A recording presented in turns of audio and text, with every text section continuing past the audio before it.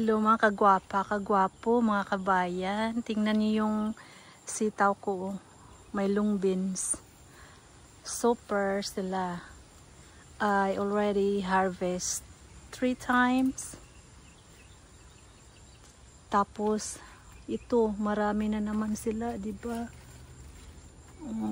Diba marami na sila. So I already have you know, for next year. Save ko yan, itong dalawa for next year. Saka dito. Uy, grabe ang ang daming lamok. Tapos yung ampalaya ko pa, oh. Diba? Ito dito, yung oasis ko dito. Pero yung sa likod, yung nakita niyo yung mga yung de colores, yan, mga Mexicano. Diba? Daming bunga ng ampalaya. So yun lang sila.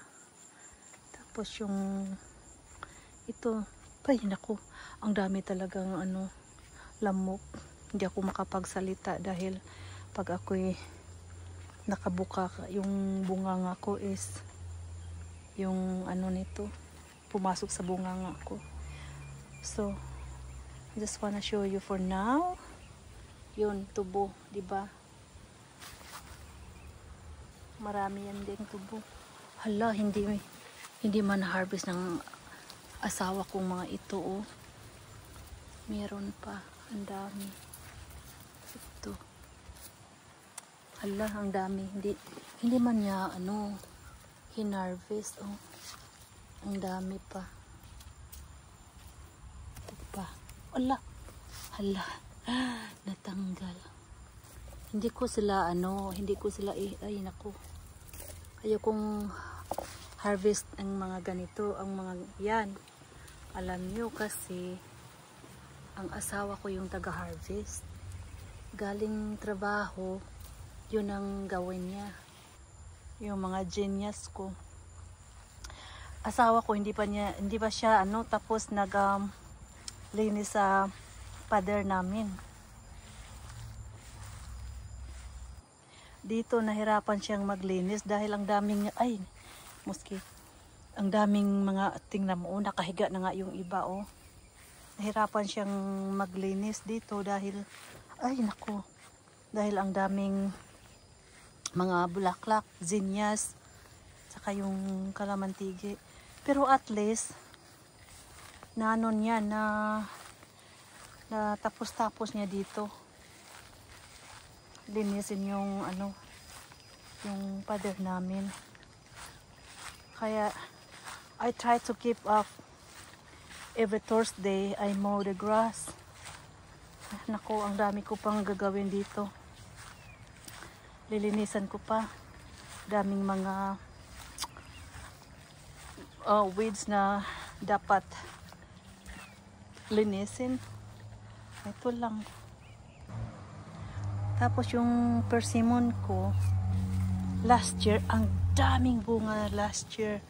Ngayon, madami naman pero hindi gaanong kadami kaysa last year. Pero kaso lang sa last year, grabe, pabalik-balik yung squirrel. But this year, hindi naman pinunta ng squirrel. Baka may iba na naman yung target yung squirrel, kaya pasalamat din ako. Kaso lang, nangalaglag sila. Ang dami, tingnan nyo. I don't know why. So, ganun ba din sa inyo? So, pero at least madami pa naman to. Pag ready na to ma-harvest around August, September, diba? Kanina, nag-live kami kanina.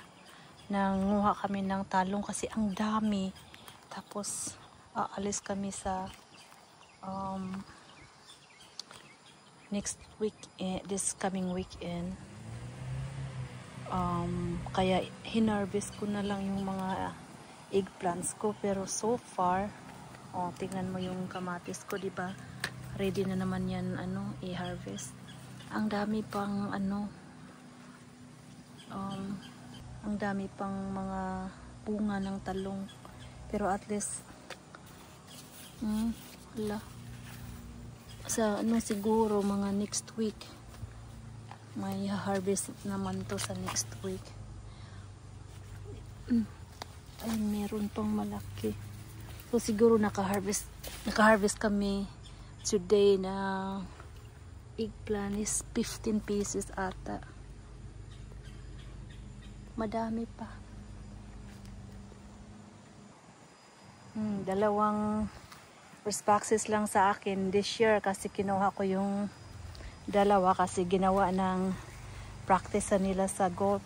So, yun lang dalawa. Tapos, doon sa corner, ginawa ko ng garden. Kaya, yun, pinaglibangan ko yung tanim ko. Tapos ito, I moved some of my bougainvilleas on this side. Pero ang dami ko sa harapan. Tapos ito, at least na ano sila, kaning kamas-kamas para mabuhay. Bukas ng umaga magwara na naman ako uli. So, yun lang. So, that's all we harvest today. I think we have 15 or 16. Ibang dami nila. So, makikita niyo uli next week. Mag-harvest na naman kami uli. Okay.